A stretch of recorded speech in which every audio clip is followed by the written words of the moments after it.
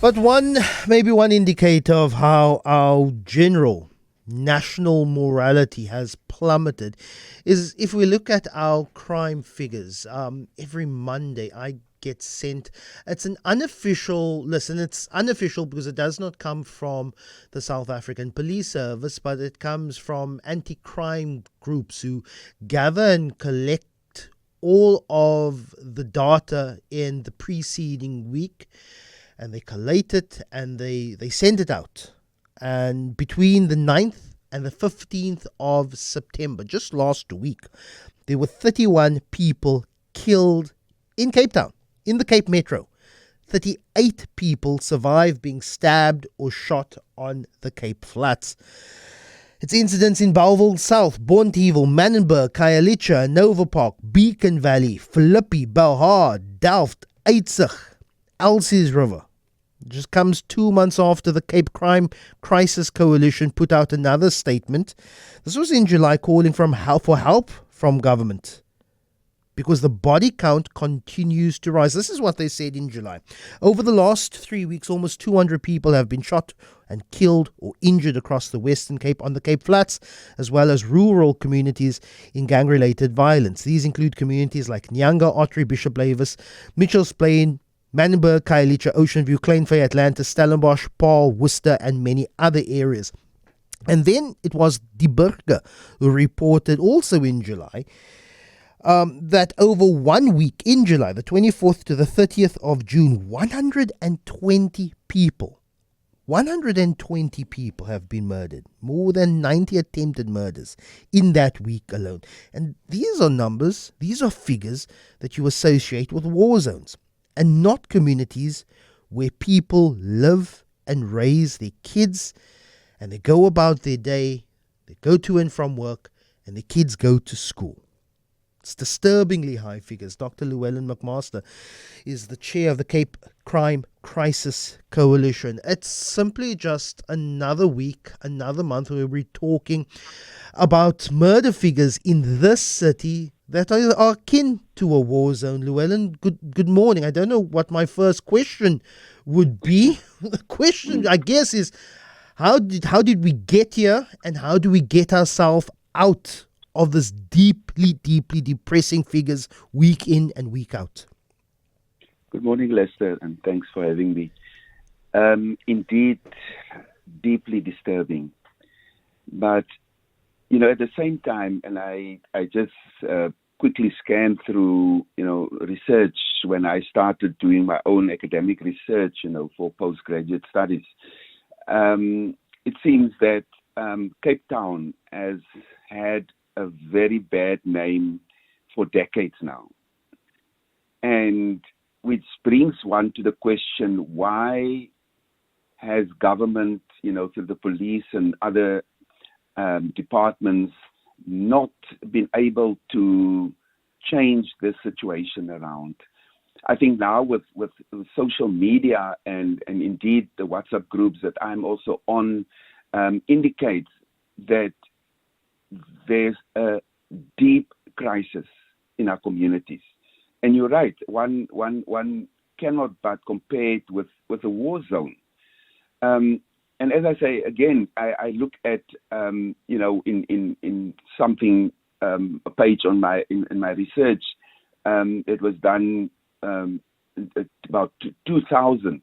But in the newspaper, exactly 30 years ago, in the Burger, there was an editorial that spoke about the fact that, and if I just read the Afrikaans heading, 'n lelike klad, for Cape Town and the Cape Peninsula, it says, it is really bad to carry the name that the mother city is now being seen as one of the most dangerous places in the world. That's 30 years ago. That appeared on the 3rd of October 1994.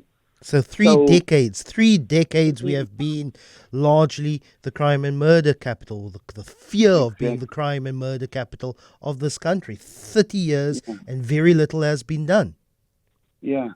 And I think that is, even now with Minister Mtunu coming on, I think one of the questions that we ask is, but what about the police themselves? I mean, he's a new minister, yes, but our provincial commissioner, I think he's too quiet about this, because he's been in the position for a number of years now. What are the strategies really? We have now the signing of the agreement between the police and city and the province, as if that now will be the solution to our problems. But on the ground, people say, "Oh man, we've heard so many of these things happening. What is really changing on the ground?" We of course have the scourge of freely available illegal guns in our communities, but it's not just that. If you look at the numbers before us, it's also knives, it's also other blunt objects. And of course, gangsterism, organized crime, gang and gun violence is an issue, but I also have to look at the communities in which a lot of these murders and incidents take place. And I also have to then gaze and look at, okay, what is particularly an issue in these communities. It's also the availability of alcohol and other substances. It also speaks to, look, you're more likely to be killed, hurt, or maimed in this country by someone that maybe even love. It speaks to a deep interpersonal violence that is also a scourge. We'll talk about the moral regeneration movement in a short while, but what does that tell you if a lot of these incidents are largely between people who know each other, people who socialize with each other, sitting on a yacht or a shebeen or a tavern, something happens, it escalates into a fight, a grudge is then held. We have very few anti-aggravation mechanisms. We cannot diffuse situations between people who know, maybe even like each other. Sure.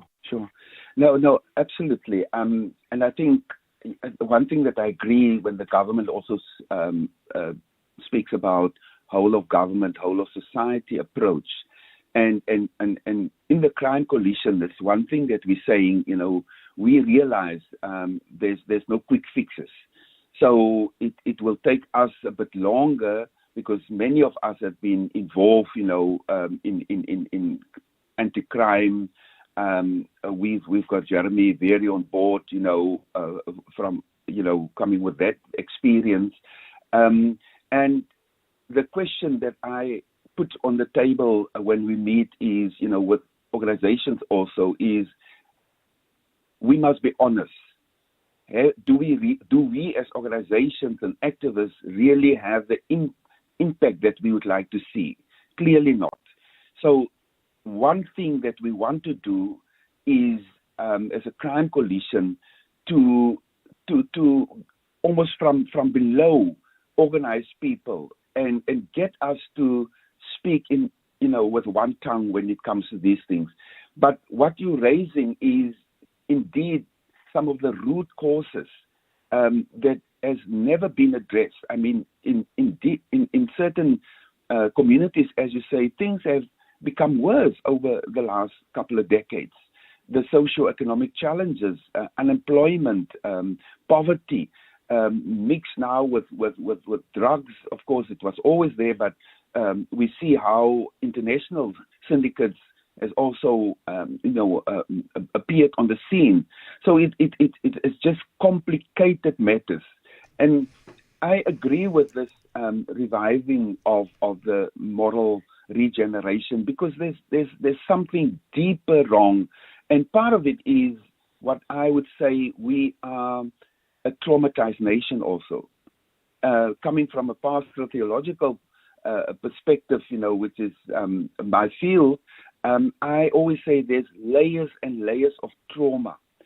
And that's why you can put thousands more police on the streets. But as you pointed out, a lot of these violence are interpersonal violence. And so we need a much more, integrated approach when it comes to fighting crime. It cannot just be a police matter. The justice system must come on board. The prison, correctional services, social development, schools, labor. And that's what one of the initial things that we've been saying, even to the minister also, if this working in silos continue, there will not be the impact that everyone wants. So when a Minister of Police or a Commissioner of Police details quarterly crime statistics and what they're going to do with a crime intervention plan, I've never seen the Minister of Basic Education along. Exactly. I've never seen the Minister of Social Development. I've never seen the Minister of Employment, the Minister of Small Business also in those meetings, because it's not a crime plan that we need. It is a societal change plan that I largely believe we need, Llewellyn. Yeah, and that's what I told the minister in, when I attended that stakeholder engagement in Hanover Park, some time ago now. I said to him, Minister, if you're going to approach gangsterism and crime in general as a police matter, and my direct words were, you're setting yourself up for failure. And I believe that. And he liked what I said, and others also, colleagues, that try to bring the wider lens in terms of what, and he mentioned a think tank.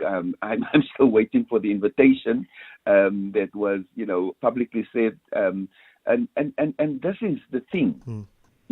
You're right, and I wonder when the penny will really drop for government.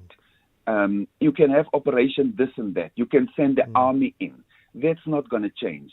And what I always say, one of the existential questions for people living under these circumstances is, who puts bread on the table? Dr. Llewellyn McMaster, chair of the Cape Crime Crisis Coalition, and that penny would have dropped far too late for the 31 people who have died on the Cape Flats just over the last week. Between the 9th and the 15th of September, 31 people killed. That's more than 4 on average people a day. It's 20 minutes past 7 o'clock as your Eyewitness News traffic.